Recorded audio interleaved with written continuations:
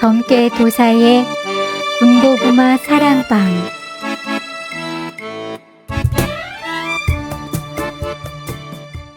고을 당상나무 아래에는 흉악범 얼굴이 그려진 커다란 방이 붙었다. 그 방 한쪽 구석에 작은 글씨로 이런 글귀가 씌어져 있었다. 서당 훈장은 꽃가마 타고 날아다니고 학부모는 꽃상녀 타고 날아간다. 전국에서 과거 급제를 제일 많이 배출한 서당과 훈장이 있었다. 그 서당의 훈장은 한양의 최고급 기와집에 살았으며 과거 시험을 관장하는 고위 관료들과 자주 만나 식사도 하고 술도 마시고 기생집에 자주 출입했다. 대부분의 장원 급제가 그 서당에서 나왔다. 과거에 낙방한 선비들은 한양에 기거하며 그 서당에 들어가려 줄을 섰다. 장원 훈당이란 간판을 내걸은 그 서당은 돈을 많이 내는 순서대로 입학을 허가했다. 그리고 남녀의 사랑을 그린 소설책들이 암암리에 팔려나갔는데 그 책의 끝장에 이런 글귀가 적혀 있었다. 한양 최고 궁전 기와집을 지은 명장 건축당이 초가 담보대출 상품을 내놓고 양민들을 위한 초가와 기와집을 지어준다. 다만 그 대출금 상환은 조금 길어질 수 있다. 영의정과 친척인 건축당은 은행처럼 돈을 빌려주며 고가의 집을 살 수 있도록 했으며 전국의 집값을 좌지우지하며 투기를 조장했다. 그 때문에 양민들은 평생 집값을 갚느라 고생하며 살다 죽어갔다. 그러자 백성들은 더 이상 자식을 낳지 않았다. 자식을 낳아 키우는 과정에서 엄청난 돈이 들어갔다. 백성이 줄어들자 당장 일꾼이 부족했으며 북방 오랑캐를 막기 위한 병력 확보에도 비상이 걸렸다. 나라는 백성들의 자유와 행복에는 전혀 관심을 두지 않았다. 임금은 나라의 새해 운명과 운세를 알아보기 위해 여의정과 좌의정, 고위 관료들을 불러놓고 대책을 논의했다. 그러나 특별한 해결 방안이 나오지 않았다. 답답한 임금은 백성들의 목소리를 듣기 위해 길을 나섰다. 한양 인근 경기 지역을 먼저 살펴보았다. 그런데 백성들이 하루 한 끼도 제대로 먹지 못하고 있었다. 현감과 사또들은 매일 기생방을 출입하며 기생들과 잔치를 벌이고 있었다. 불법 고리 사채업으로 돈을 벌고 있는 고을 양반들은 빚을 갚지 못한 양민들의 땅을 빼앗고 아녀자들을 여종으로 삼았다. 그러한 양반들과 결탁한 사또들은 호의호식하며 계집 치마폭과 술독에 빠져 살았다. 그 모습을 지켜보며 화가 난 임금은 당장 암행어사를 불렀다. 그러나 암행어사조차도 이러한 상황을 감추며 은폐하기 바빴다. 임금은 긴 한숨을 내쉬며 전라도 지역을 순찰하기 시작했다. 그러다 어느 고을에 들어섰다. 그런데 고을 사람들이 일은 하지 않고 대낮부터 어느 초가 앞에 길게 줄지어 서 있는 광경을 목격하게 됐다. 임금이 궁금해 한 양민에게 물었다. 이보시오.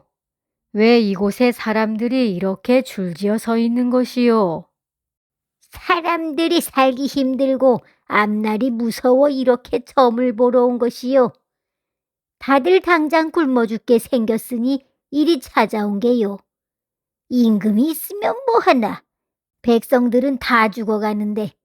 에휴, 이놈의 나라는 언제 좋아질지 모르겠네. 임금은 기가 막힐 노릇이었다. 한양의 고위 관료들과 양반들은 잘 살고 잘 먹고 있는데 백성들은 이리도 고통을 받으며 살아가고 있었던 것이었다. 임금도 백성들의 이야기를 듣기 위해 줄을 섰다. 그러자 임금을 호위하던 내관이 자신이 줄을 서겠다고 했다. 그러자 임금은 만류하며 백성들과 함께 줄을 선 채 백성들의 이런저런 이야기를 듣고 싶다고 했다. 점괘 도사의 방 안에서는 이런 말들이 들려왔다. 아이고, 도사님, 우리 부부는 아이를 낳고 싶지 않습니다. 우리도 다 굶어 죽게 생겼는데 어떻게 아이를 키운답니까? 아이를 서당에 보내려면 돈이 많이 들어갑니다. 과거 급제를 많이 배출한 서당이나 훈장들은 최고급 가마를 타고 다니며 부자로 살아가고 있습니다. 탐관 오리들과 못된 양반들이 우리들을 못 살게 하니 살 수가 없습니다. 도사님, 어떻게 하면 좋겠습니까?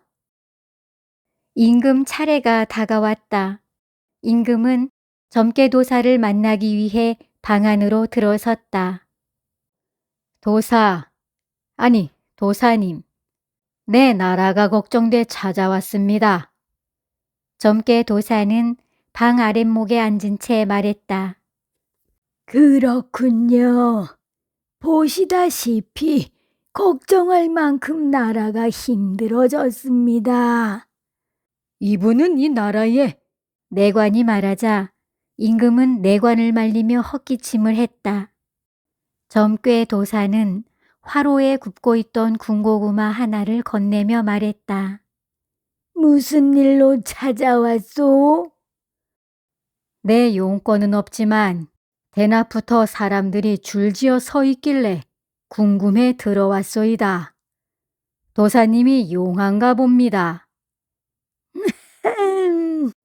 용할 것은 없고 그냥 입 바른 소리로 먹고 살고 있소이다. 그럼 생각난 김에 물어봅시다. 우리나라가 앞으로 잘 살 수 있겠습니까? 글쎄요. 우리나라가 잘 살 수 있을지 알 수 있는 사람은 없습니다. 그렇군요. 그럼 이만 돌아가야겠군요. 임금은 자신이 누구인지 밝히지도 않은 채 일어났다. 잠깐, 깨 앉아보시오. 임금은 잠시 점괘 도사의 눈치를 살피더니 다시 자리에 앉았다. 나라를 걱정하는 마음을 갖고 계시군요. 내 댁이 누구인지는 모르겠으나 한번 나라에 대해 말해주리다. 고맙습니다. 점괘 도사는 군고구마를 또다시 하나 건네며 말했다.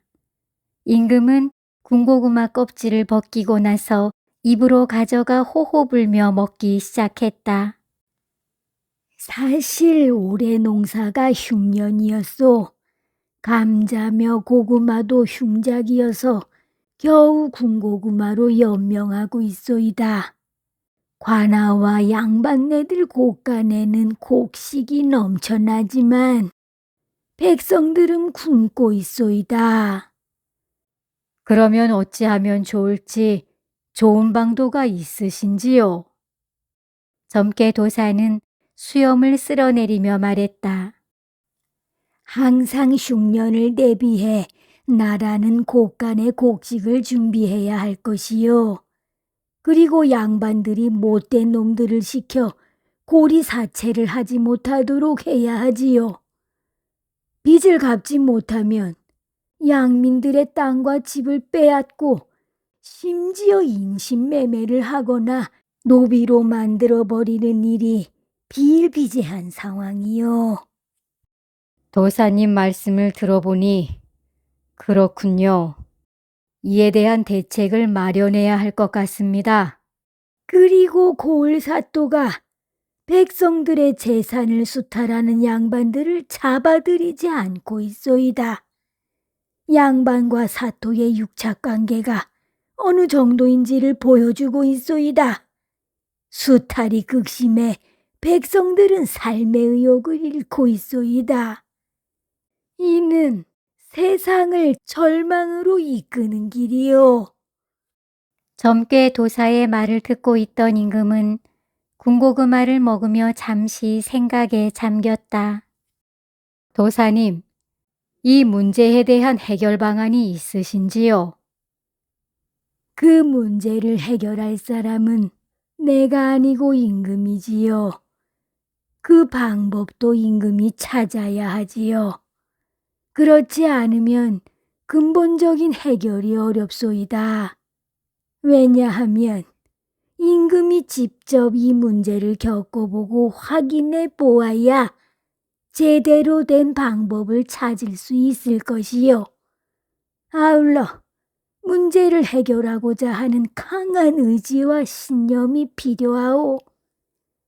그리고 가장 중요한 것은 임금의 올바른 마음가짐이 절실하지요.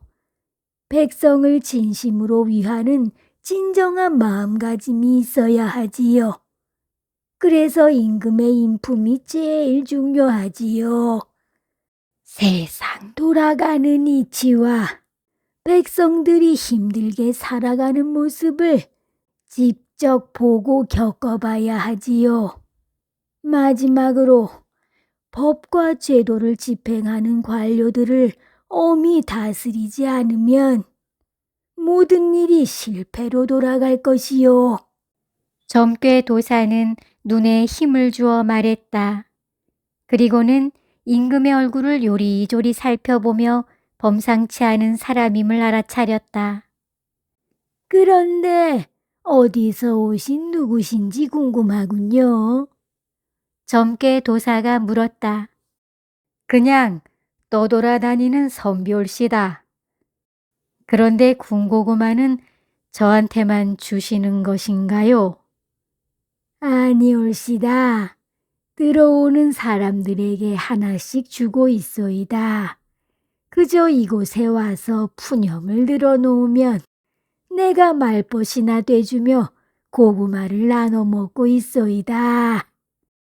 사실 고을 사람들은 그 군고구마를 얻어먹기 위해 점괘 도사를 찾아왔던 것이었다. 임금은 궁궐로 돌아가 점괘 도사와 똑같이 화로에 불을 지펴놓고 고구마를 구웠다. 그리고는 전국의 백성들에게 전했다. 누구든 고을 관아를 찾아가 군고구마 하나씩을 얻어먹으라고 방을 붙였다. 양반네들의 곳간에 쌓여있는 고구마를 싼 값에 사들여 전국 관아에 풀어놓았던 것이다. 그리고 새로운 암행어사를 보내 감시토록 했다. 그리고 나서 장원 훈당과 건축당을 척결하고 과거시험을 대대적으로 개편했다. 서당을 지어 양민들에게 무료로 교육을 시켜주는 양반들에게는 세금을 면해 주었다. 과거 시험 심사관료를 대대적으로 교체했으며 부정이 발견될 시에는 합당한 벌을 내렸다. 또한 초가 담보대출과 고가 초가집을 지은 건축당을 엄히 벌하고 양민들을 위한 임대료가 낮은 임대 기와집을 짓도록 했다. 임대 기와집의 수만큼 세금을 면제해 주기로 했다. 그 이후 백성들은 큰 걱정 없이 열심히 농사를 지으며 행복하게 살았다.